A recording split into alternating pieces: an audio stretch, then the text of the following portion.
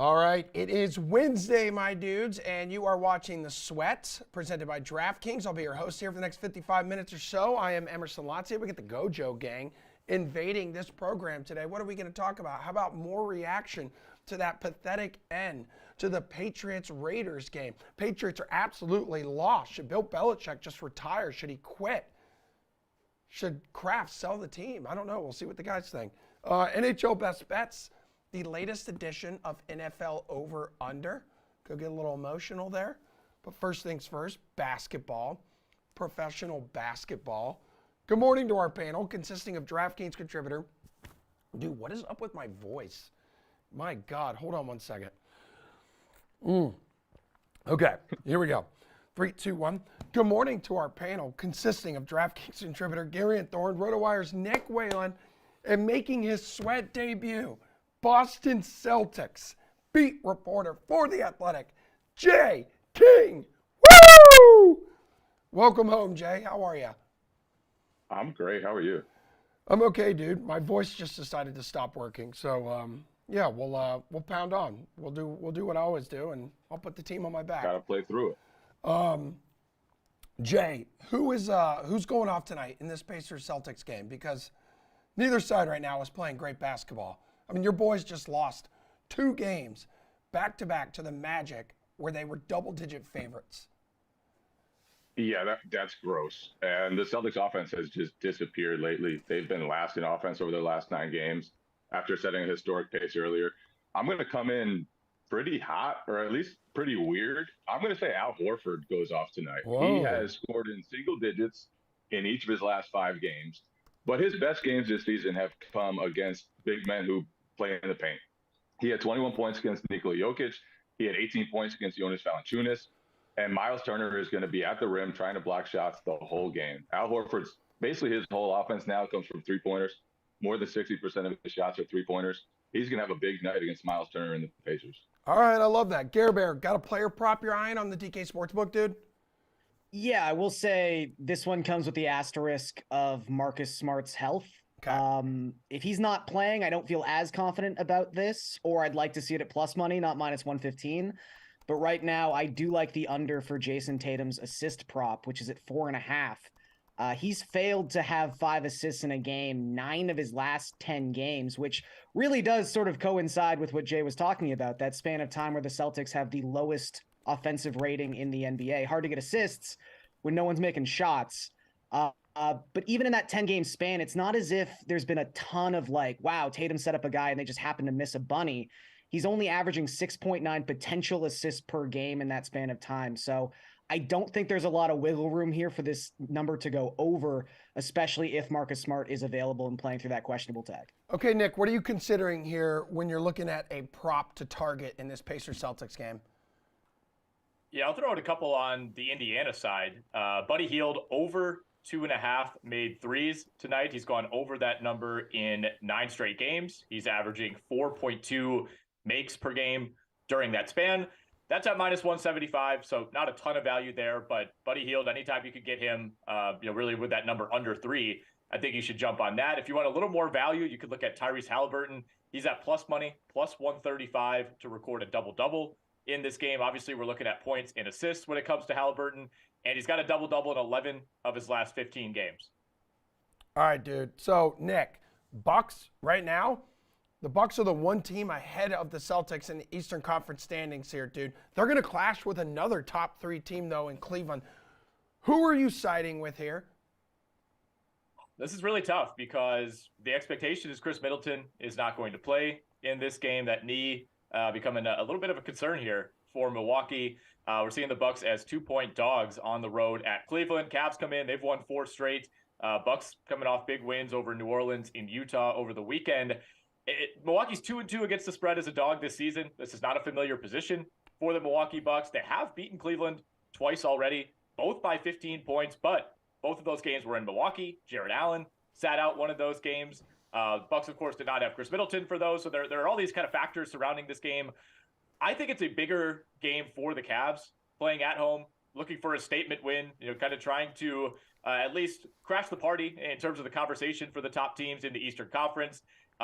We've seen Milwaukee, kind of come up short in these spots before. They had the big loss over the weekend to the Memphis Grizzlies. So I kind of like the Cavs at home here. I really do. I think this is a game that means more to Cleveland than it does Milwaukee. All right, Jay, what side of this are you on here? You think the Bucks are worth playing as short dogs on the road?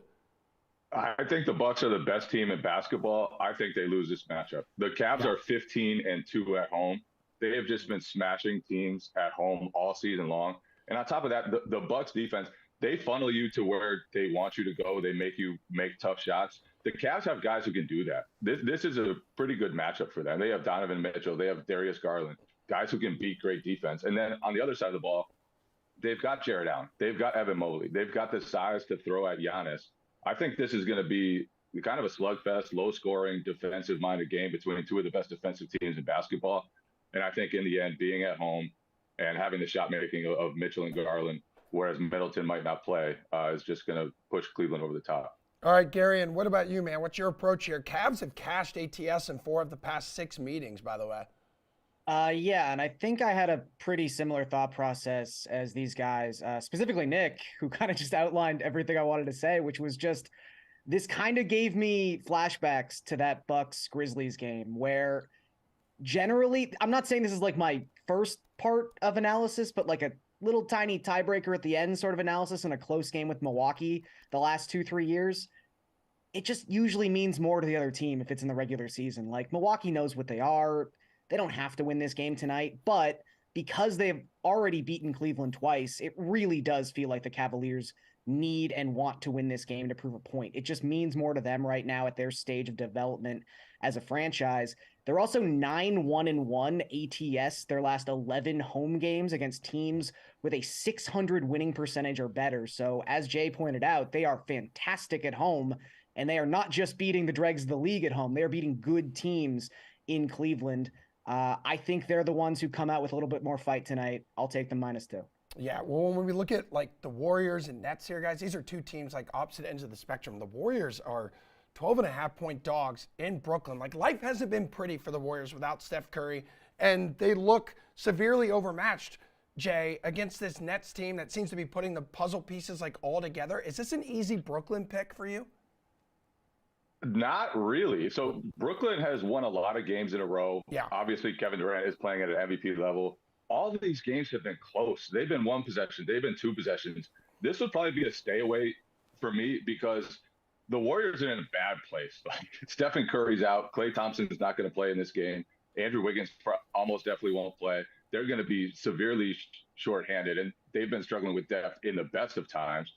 They were closing the first half with Ty Jerome against New York while getting just blasted by the Knicks.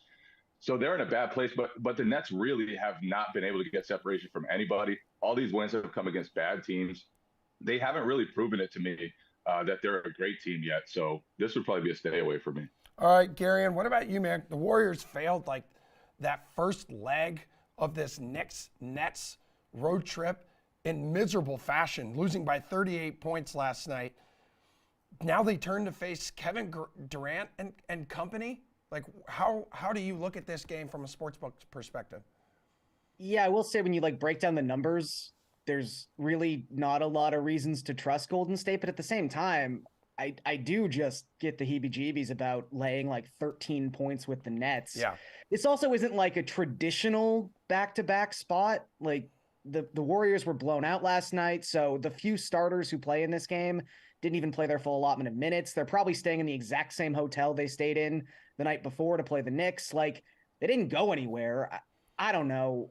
Again, I don't want to just have like stayaways across the board. I hope Nick has a more definitive take on this one, but yeah, Golden State's terrible on the road. They've got the 3rd worst net rating of any team on the road this season. The only 2 teams worse are San Antonio and Houston. It's like not the kind of company you want to be keeping, but yeah, something about laying 13 with the Nets. I can't get behind it. I don't know, Nick. Do you have a more definitive stance on this? Because at least you know the Nets love the fact that they're flying under the radar, not having made like national headlines in weeks here. Yeah, I mean, it is a big number, and I understand, you're not going to just like take the Nets on the money line at -800. So like, I know there's not like a ton of value there. If I had to take one side or the other, I'd be a little more comfortable with Brooklyn. And part of that is no Klay Thompson tonight, still no Andrew Wiggins, of course, no Steph Curry. Jay mentioned, Ty Jerome closing out halves for the Warriors. Get ready for more of that, because I don't think we see Dante DiVincenzo tonight either. He sat out the first half of the back-to-back. You rarely see players come back on the second night. So to me, this is kind of another punt situation for the Golden State Warriors, where you're rolling out a lot of guys for twice or three times the number of minutes you would normally play them in a healthy circumstance. So I don't think Golden State's in a good spot here at all. They are 3-7 against the spread as a road dog this season. They're 4-14 ATS on the road in general. Even with Steph Curry, they have not been a good road team this season. And meanwhile, like you guys said, Nets are up to number 2 in offense in the month of December. They're 6th in net rating in that span. Kevin Durant, 33, 6, and 5, shooting 63% from the field over his last 10 games. I mean, he has been fantastic. And yes, the Nets aren't blowing teams out night to night, but this Warriors team, as currently constructed with all the injuries, I don't really see them keeping this game all that close. All right, well, Gary, and so the Nets have won 6 straight. Timberwolves have won 3 straight, including their last game at home against Dallas. So why the hell is, in their second meeting in 3 days, Dallas a 3.5-point favorite against them tonight? Well, I just say that this isn't like an isolated incident. Okay. Dallas, along with the Heat, and there's extenuating circumstances for the Heat, who are the most annoying team to bet in the world this season. Yes, they are. Based on their just rotating injury report. But Dallas has only covered in slightly over a third of their games this season. They are 10-19-2 against the spread. So just as a rule of thumb in 2022-23, assume that Dallas is a publicly backed team that does not tend to reward those publicly backed bets. Just stay away from the Mavericks in a general sense. I'll take the Timberwolves here as home dogs. The Mavericks just don't cover, and they don't play a fun brand of basketball. And lately it seems like they just haven't been able to all get on the same page. So when Kemba Walker coming in is like an amazing storyline that could maybe save your season might be in trouble. Yeah, for sure, dude. Nick, where do you sit on this one, man? Oh, man, you stole my Kemba Walker line. I was going to say very much the same thing. That's basically waving the white flag. If you're bringing in Kemba Walker at this point, you have major issues. It is a weird line, that's for sure. It perhaps implies that Rudy Gobert, who's questionable, will not play in this game, although he didn't play the other night either, and Minnesota won that one. Mavs are missing a couple of their rotation guys. Dwight Powell's been banged up, Dorian Finney-Smith, Maxi Kleber, guys like that, but we're not talking players who are ultimately going to swing a line by, maybe a half a point combined. So definitely a strange line overall. I think the implication is that Luka Doncic, who had maybe his worst game of the season on Monday, isn't going to do that again. I think there's still a general distrust of the Minnesota Timberwolves.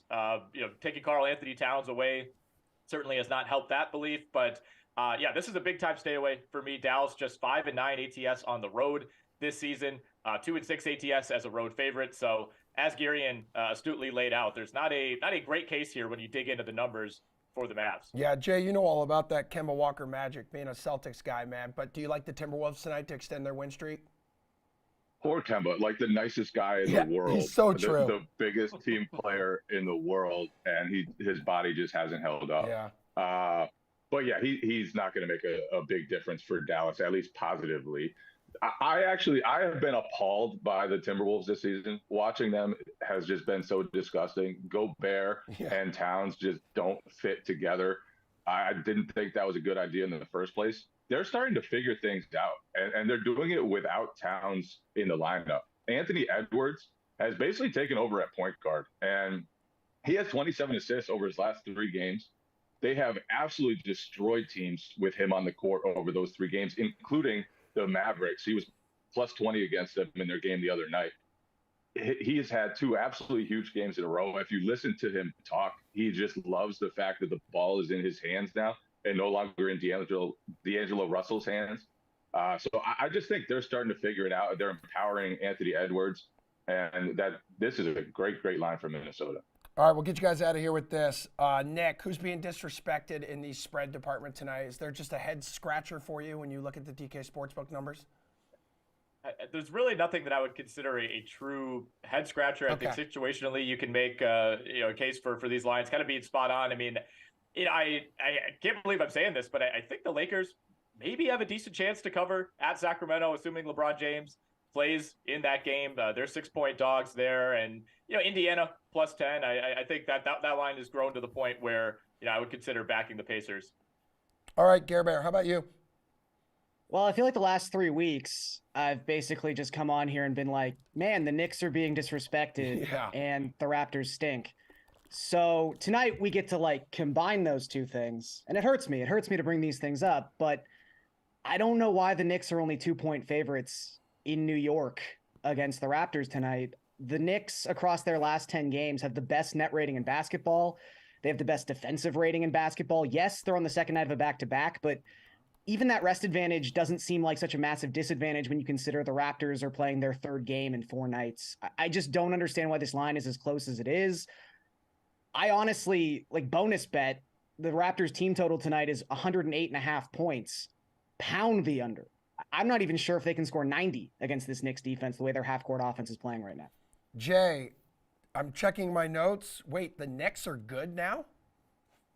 The Knicks are great. Yeah. They have been smoking everyone, and they're like he said, their defense has been amazing. Quentin Grimes has been very good for them on both ends of the court. Jalen Brunson has kind of unlocked things for them. So yeah, this was the line that stood out to me as the eye opener. The Knicks have been absolutely rolling teams. They smashed the Warriors last night. They are on a roll, and the Raptors they're broken. There's been a lot of talk that they're going to get broken up, that Pascal Siakam could be on the move, that they're going to look toward the future and start building around Scotty Barnes. So this is two teams going in the opposite direction, and the fact that this line is so small is a gift. Yeah, Gare Bear, I know that probably hurts you to listen to that, but 4-1 ATS the Knicks are versus Toronto in their last 5 meetings in New York. Well, I've watched every minute of it. I get it. It's been bad. Yeah. Jay Garion is one of our Toronto residents here on the show, but it's absolute pain for him. But again, he's a professional and totally understands. Nice work, guys. Jay, congrats on the debut, man. Looking forward to having you on the show a lot more often. Yeah, this was fun. Thanks for having me. All right, coming up, everybody, the guys from the Gojo Show will join us for their weekly visit. They're going to answer the hard-hitting questions like, what the hell were the Patriots thinking? Is this the dumbest play in NFL history? Real talk with Mike and Brandon coming up next.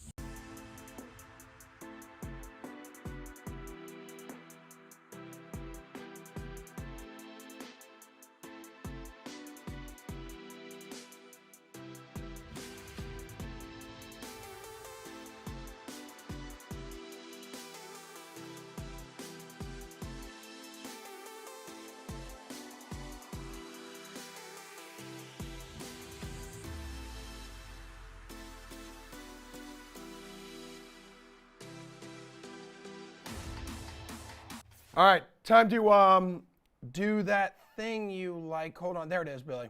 I was like, I think we lost the camera for a second. It's when the boys from the Gojo Show join us here on The Sweat every Wednesday. And if you're not here every Wednesday or you're craving more of Mike Golick Jr. and Brandon Newman, you got to make sure you go grab the podcast wherever you listen to those things. So that's Spotify, Apple, Google, iHeartRadio app, all that jazz.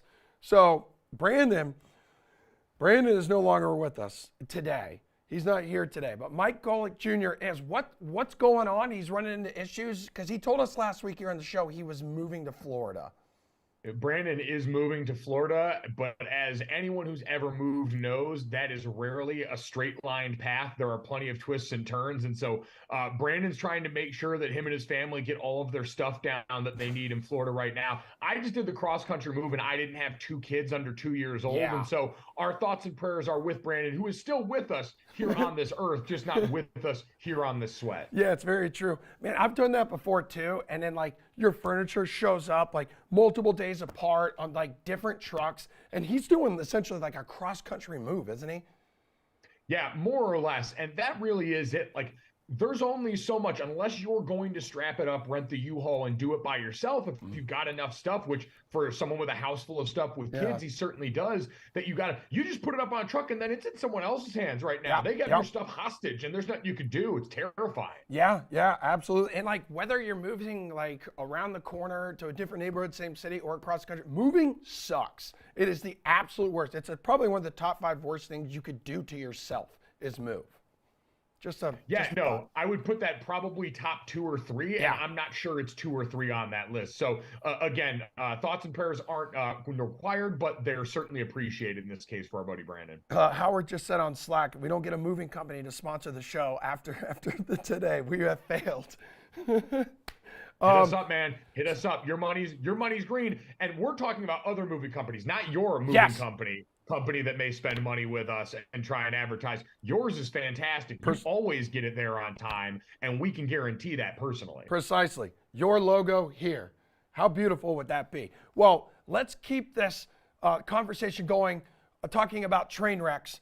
And the end of this Patriots-Raiders game, like where I was in a tiny little bar over in Beacon Hill, the Sevens, like you would have thought someone was murdered the way that people were screaming watching the end of that game, Mike. Like, where does this rank? The end of the Raiders-Patriots game. Where does that rank among dumbest plays in NFL history?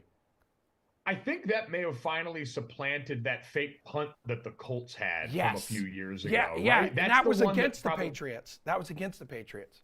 So listen, they passed that baton of utter despair from one to the other there. No matter which way you break this down, what an utter disaster on this one. And unfortunately, Mac Jones, who really was an innocent bystander in all of this, ends up with his face on the poster with Chandler Jones on Jones crime, absolutely burying him into some level below the earth's crust. That was brutal all the way around, and obviously has a bunch of playoff implications for everyone involved on the outside of the AFC playoff picture. But just an absolute one of those moments that I think for everyone should be a reminder. We need to have an even deeper appreciation for the way that so many of these players operate in clutch crunch time moments, because this was just a person who had a red brain moment in the middle of a time where, all right, hey, all of the stress is there. You're trying to win. You're thinking about it at the end of the game and trying to make a great play. To have that composure on a down in and down out basis is not normal. These people are not normal. And so this is a good reminder that this is probably how most of us would respond when given the opportunity to enter an NFL field. I loved what Ryan Clark said yesterday on ESPN. He was like, you would think with a defensive coordinator coaching the offense that they would have taught Mac Jones how to tackle. You know what? I think we're going to have a conversation about quarterbacks that need to do a better job setting the edge and making sure that they can help out with whatever their team possibly needs. I do appreciate that they had the confidence in Mac Jones. I saw Bill Barnwell point this out yesterday, to throw him that ball with the expectation that he would run 55 yards and beat everyone on defense with his dynamic athleticism. So stock up for the Patriots. This team clearly bought into Mac Jones, clearly behind Mac Jones, clearly believes in his ability. How much are you putting this mistake, this catastrophe on Bill Belichick? Not much. I mean, it sounds like it was pretty clearly indicated that this play was supposed to be a handoff to Ramondre Stevenson that took them to overtime, and it was one man taking this into his own hands and trying to be a hero. And we see this a fair amount. You remember years ago, the Packers and the Seahawks in a playoff game in an onside kick scenario where you had a player that tried to make a play, tried to go rogue, and ends up costing the Packers a game. And so this does happen every once in a while. It's an incredibly high-stressed, high-stakes sport, and people do dumb stuff in the middle of it because we're all wearing goofy costumes with pads. It gets to your head every once in a while. Yeah, I mean, that was easily, too, the most shocking moment of Week 15. What was your next biggest takeaway on Sunday? Emerson, you know what it is. Say it! Come Say on, it, baby! baby. Yeah! Say I it! did not have the Jacksonville Jaguars pegged for the Bane to Dallas's Batman. You guys broke the spirit. Yes. Cowboys Nation is in shambles this week because of that Jags overtime come from behind win. So, Emerson, you've got to be on cloud nine right now, man.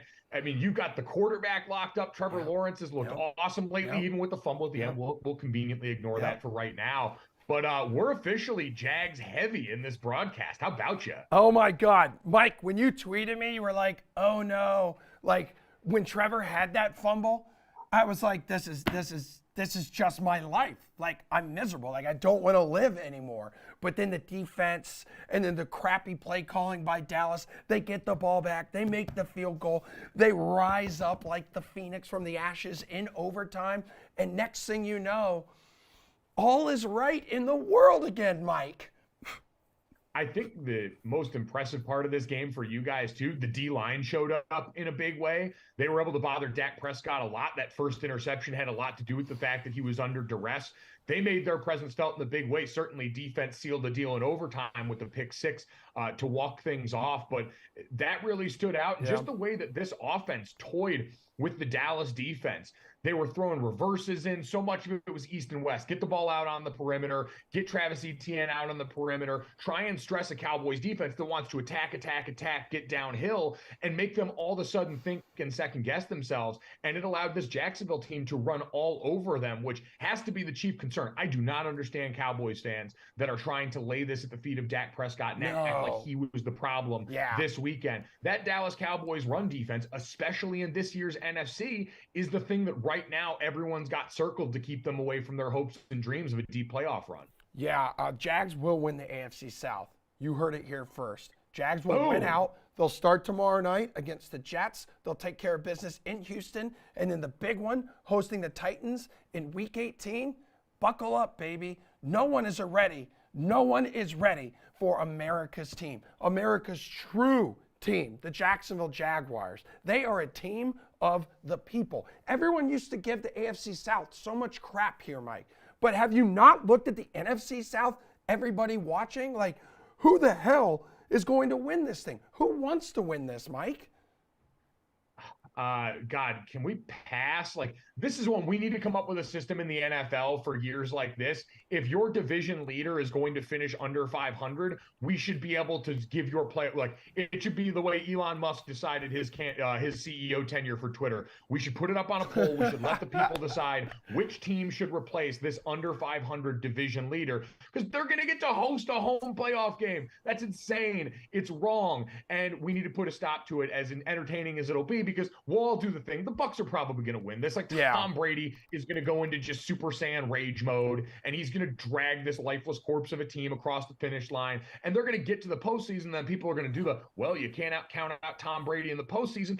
They're not going to win anything of value in the postseason. I think we're all pretty comfortable with that this year for Tampa Bay. And so that's the reality of what's been one of the most disappointing divisions in football, between Tampa and the New Orleans Saints, who I know had quarterback injury to start the season, but have really been a letdown of a franchise in this year's season. Yeah, that collapse against the Bengals, which the Bengals, obviously a damn good team, could still end up being the number one seed in the AFC. But, like, you would think a Tom Brady team with what? Like, they had a 17-point lead, I think it was.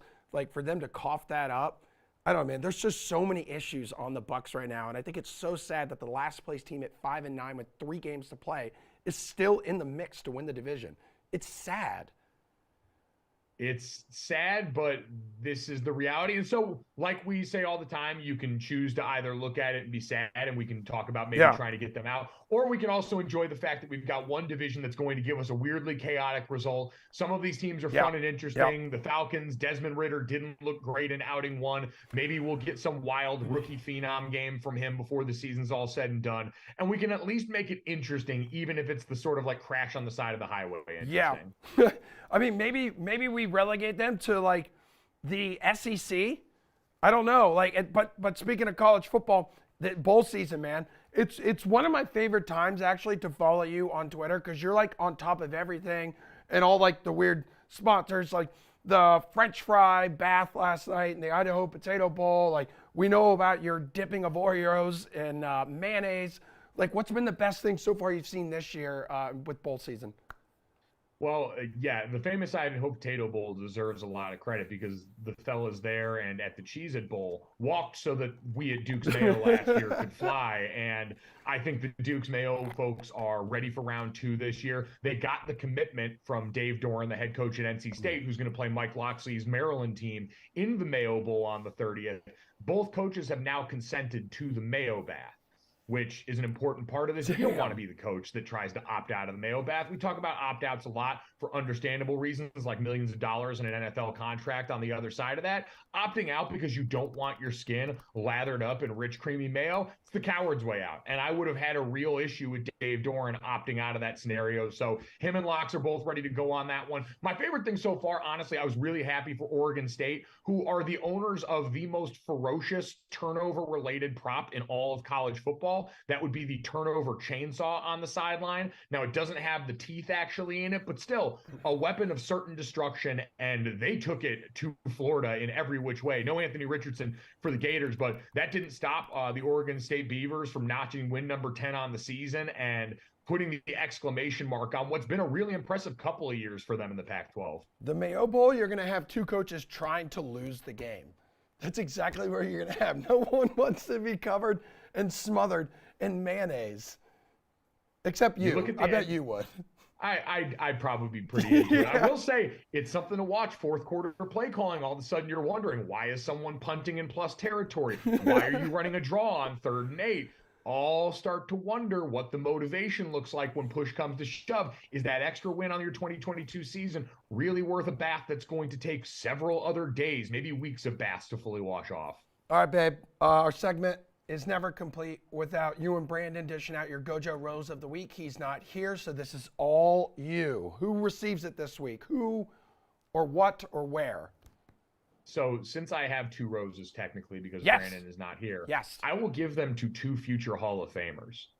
I know we talked about your Jags. In the game against Jacksonville this weekend, the Dallas Cowboys had once again reshuffled their offensive line.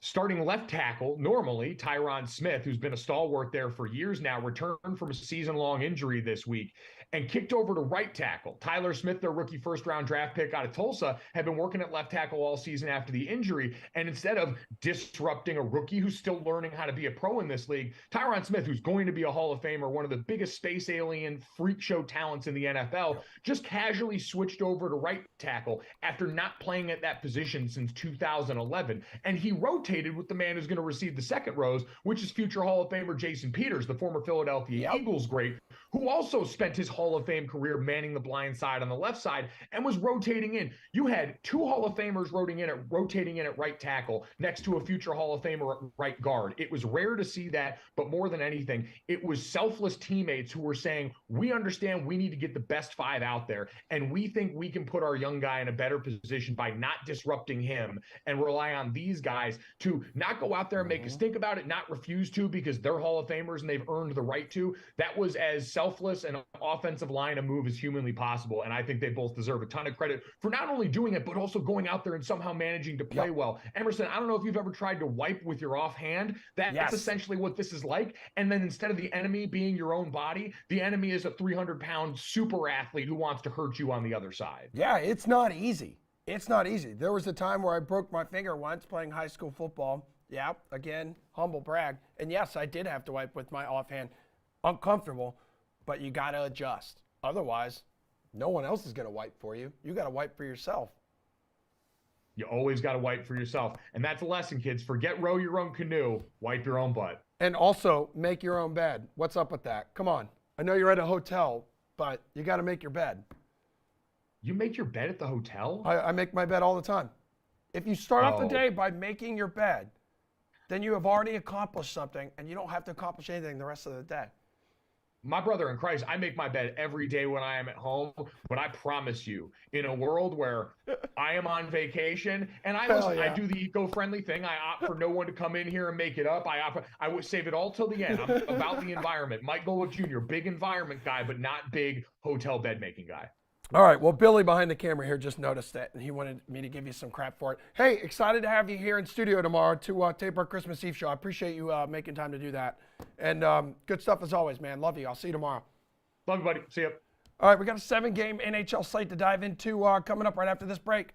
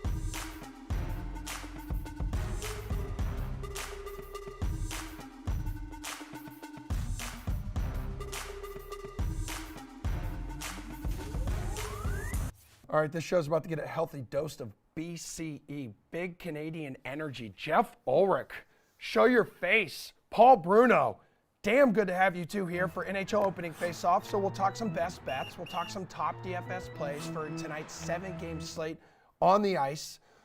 Biggest name on the centers list is on the board. So we got Connor McDavid. Jeff, is he going to anchor your DFS lineup in the middle? No, he's not. I would rather pay down to Jack Hughes tonight. Really like this as a bounce back spot. The Devils obviously losers of 4 in a row. But, I mean, Jack Hughes has been, just really spectacular this year. I mean, in terms of shots on goal volume, obviously, even just coming up with a goal last night in a game where the Devils, just obviously they fired 37, 40 shots at net. They're just getting a little bit unlucky, the Devils right now. The hot shooting has been replaced by some cold shooting. That'll flip and a change here. You've got the Flyers potentially without Alex Barkov tonight as well, which I really like. I think it makes that matchup just every bit more enticing for Jack Hughes. So I'm anticipating some goals here. Two teams with, just have been allowing more goals than usual because of weak goaltending. And I think Hughes can really take advantage. So look at that matchup for McDavid against Dallas. Just don't like it as much. You get a big discount, 1,800. I like Jack Hughes tonight if you're paying up at center. All right, Paul, how much money are you going to spend here at center? Is McDavid your guy? No, Jeff's got the right idea. I know he loves the guy, but it's a deep Dallas club that he's facing tonight. So instead, I pivot to Braden Point, priced at $7,200, the Lightning's top center. He faces a Red Wings team that will await the Lightning on the second of back-to-backs, but I think Tampa's going to be a little sore after the beating they took from the Maple Leafs last night. And Point's been due to score because he's missed the score sheet in the last 2 games, and that's a season high for him. I'll also pair him with Sam Steele, who costs only $4,100 despite thriving in Wild's lineup as their first-line center. He's got 6 points in his last 5 games. The price tag just doesn't reflect that, and he gets the Anaheim club that surrenders a lot of goals, in fact, the most in the league. Paul, which winger, though, makes the most sense for you here? How on the salary board are you going to go? You don't have to go too high to get good value, I think, here, Emerson. Philip Forsberg, Nashville's top winger, faces the lowly Chicago Blackhawks, costing only $6,400. I know Nashville hasn't been lighting up too much, but he's still their leading sniper. And even though he's been quiet of late, his high shot on goal rate is intact.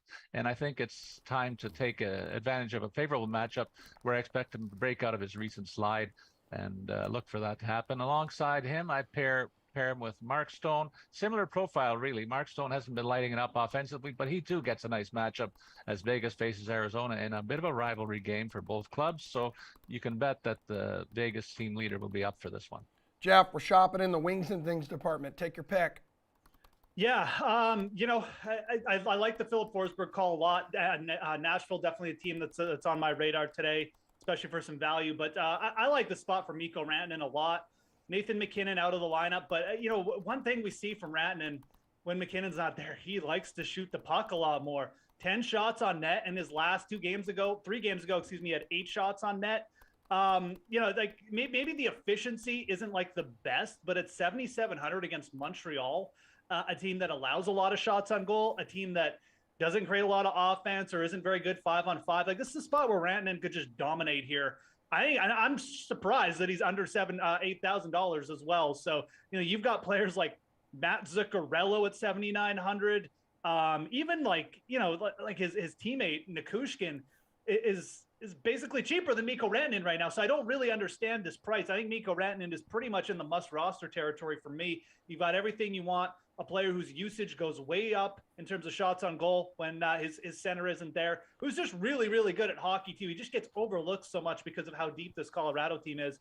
Like me some Mikko Rantanen at under 8K tonight. That's where you got to start at wings. And in terms of value, we'll get there when we get to the value portion of the show, Emerson. For sure, which is the next question after this question. And this question is about defensemen who could bury some DFS points for people. And looking at salaries here, Yossi and Makar are head and shoulders above the rest when it comes to salary here, Jeff. What's the move for you? Yeah, if I was going to go with one of those dudes, I would definitely pay up for Cale Makar. I mean, again, I mentioned the Montreal factor, but it kind of a lot of what I said about Rantanen does apply somewhat to Makar. I mean, he's going to shoot the puck a little bit more on the power play as well, which has kind of come true. Hasn't really converted into any power play goals of late, but that those are probably coming. I do like paying down though on a deeper slate. There's almost always really good value for defense. Miro Heiskanen at 5,400. I mean, I just love this player. He's someone who just plays a ton of minutes because he's just good at everything he does. But, Dallas will obviously use him on the power play quite a bit too. And I will pick on my Oilers tonight, as Paul mentioned. I mean, they're facing a deep Dallas club. This is an Oilers team who's just not good at killing penalties. They're just not good defensively, and they don't have the workhorses in net really to scare off a team in Dallas who has a very good power play as well. So Heiskanen coming up with like a 3-4 shot goal or 3-shot performance plus a couple points really wouldn't shock me tonight. 5,400. That's someone you should have on your kind of mid-range target list. Paul, who do you like on the blue line? Look, I mentioned I expect a bounce back effort from Tampa, and that will be led by Victor Hedman. This guy is always their catalyst when they need something, a spark, and he's been piling up points over the last couple of weeks, getting more of a run on the power play than he had earlier this year. That'll cost you $6,100 against the Red Wings. And then I like the Colorado comments that Jeff made. He sold me on Devin Taves, in fact, while he was talking. He's going to get top pair minutes with Cale Makar. And it continues to drive a lot of that Avs offense. And Jeff mentioned the high shot on goal rate that Montreal is allowing. I think Colorado's at the other end of the spectrum, pouring a lot of shots on goal. So Devin Taves will be in the middle of all that. All right, here's the question. Jeff has been teasing this entire segment. We're talking about value. And Jeff, you mentioned you were going to look at Nashville for some value plays. I mean, I'm just in the Christmas shopping mood, Emerson. So I'm just looking for value everywhere because I have 10 kids and a dog to buy presents for. So anyways, look, let's start at center, or let's start at wing, excuse me. Paul already mentioned my centerman and Sam Steele. That's a great play. Tyler Seguin is 4,200. Again, special teams exposure going against the Oilers. Oilers is bad defensively. So, I mean, that's a great one. But Matt Duchene at 4,700 is someone else you could target there. So Seguin and Matt Duchene, a couple of players, they're on the wings, but they're obviously versatile forwards, and they're versatile, which is good in nature because it means they're going to get us power play exposure against two teams that just aren't very good defensively there in Chicago and Edmonton. Duchene especially, you get a little bit more shot on goal volume there. Seguin probably a bit more point dependent, but in a really good matchup and at 4,200, both those guys have multi-point upside tonight, in my opinion. And at well under 5K, they're solid values tonight on the wing. All right, Paul, who's your value play?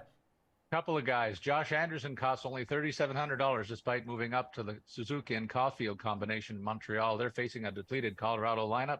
And I've also been touting a rebound effort from Tampa all through this episode. So why not add Alex Killorn to the mix here? He's part of their leadership group, and he too is a guy that skates in a top 6 scoring role alongside Stamkos. They'll make something happen, and he'll only cost $3,700 tonight.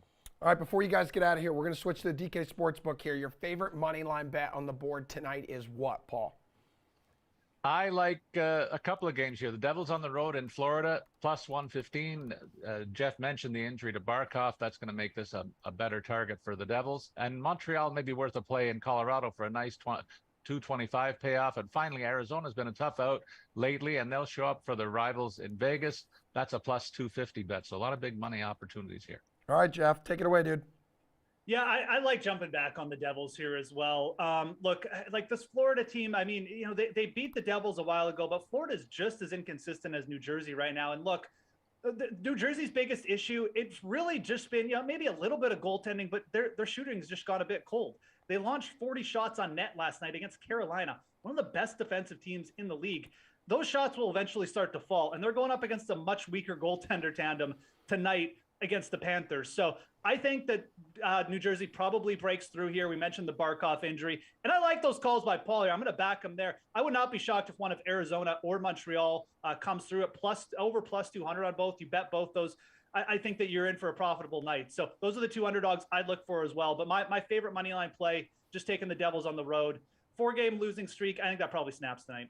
All right, boys, appreciate it. Paul, enjoy the rest of your day. Jeff, hang out because we need you for some NFL over-under. We're going to be talking about Pierce's Seahawks. They've struggled over the last 5 games. Still a nice surprise to be 500, right? I guess. After week 15. Geno Smith, can he lead this offense to a resurgence at Kansas City on Christmas Eve? Has one of the highest totals on the board. We'll discuss with Jeff and Pierce coming up.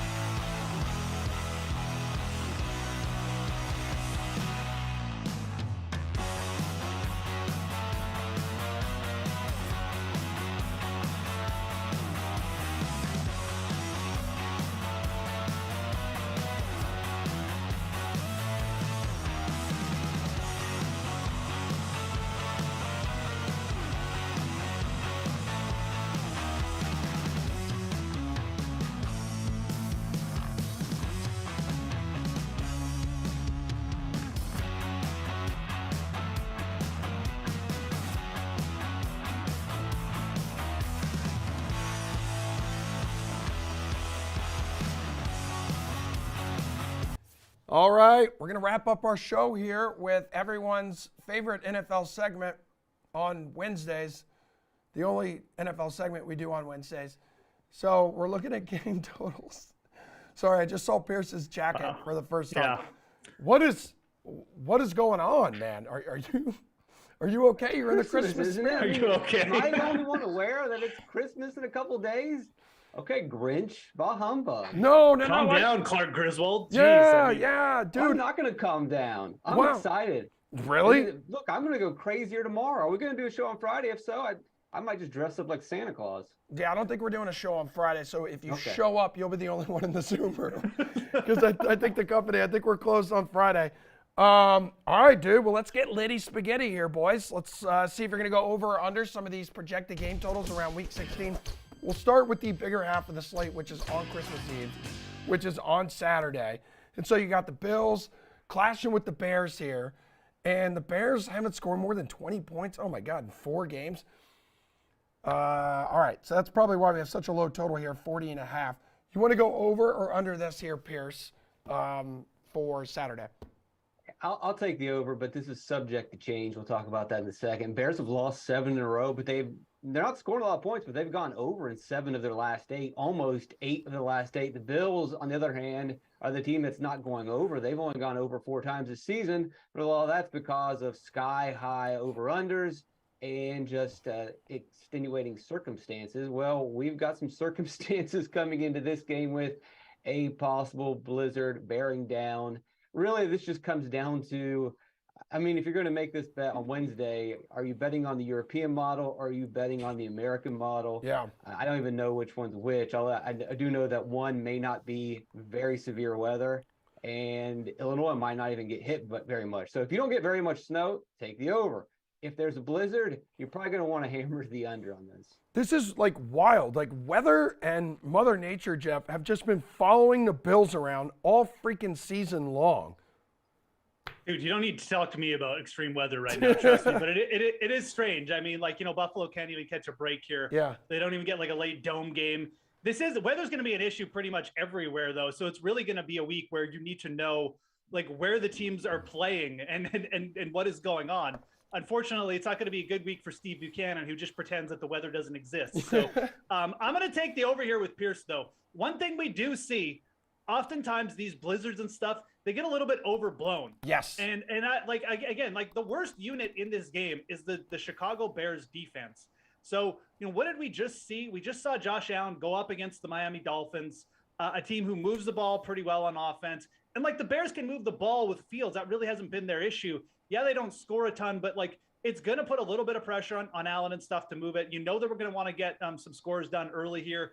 I think this game probably goes over, assuming, again, they missed the worst of the weather. Okay. So it's something that right now, I don't know if I'd hit. I might wait for a little bit more fear in the market to see if this pushes down to like 39, 38, and then get on it. But it is a spot that I'm looking to take an over on for sure, because I think that with the Bills involved and how well they're playing, they're probably going to put up 30 points on their own, Really? assuming the weather isn't like a complete disaster. All right, Jeff, even though the under 7-0 in the Bills' last 7 road games, that doesn't spook you? 0-7, yes. Yeah, that Or doesn't the spook under, you? yes. No, you're The right. under. Yeah, I know. And Yeah. it's a little concerning. I agree, but like I think that when you really have to look at the opponents here, and Yes. and I mean, like Chicago has kind of been an over machine Yeah. over the last little bit, and I 7 really and do 1, think this, 7-1 in the last 8 games. The over in the Bears yeah, contest. and I think that's the stat I would much rather put my faith in right here. That Josh Allen and the Bills are going to put up a lot of yards and convert, because that's what they do. So I'm not so much worried about the Bills' trends. Some of that's from early season, some of that's just from opponents as well. But this is a completely different opponent. And like I said, as long as the weather semi-cooperates, I think you'll probably get an over here. All right, Pierce, your Seahawks. Your Seahawks have lost 3 of 4 games since the bye. Defense allowing almost 29 points per game in that stretch. It doesn't really seem like a recipe for success against Kansas City, which just escaped Houston with a victory. So that said, now the total up to 49 here. You want over or under that, man? I'll take the over. Seattle, Yeah.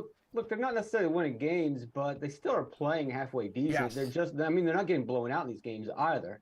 So I don't think you really need to downgrade Seattle that much, especially if you look at the last 2 teams that have faced Kansas City. Kansas City was the largest favorite on the slate each of the last 2 weeks, and they nearly lost both those games.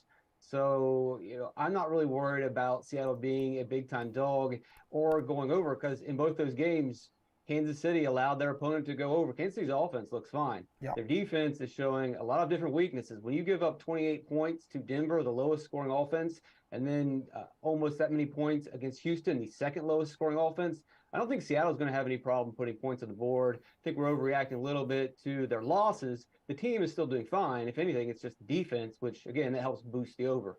All right, Jeff, you agree with that? Maybe we're overreacting here a little bit? Yeah, I'm going to take the under in this one. Again, Ooh. like I don't mind taking an over in bad weather games where, the total's 40 and you got the Bills involved, but we're asking 2 teams in, like -4 Celsius here. I don't even know what that converts to for Fahrenheit. Nobody does. To go for 50 points. I mean, I think that this is also a spot where the Kansas City defense potentially stiffens up a bit.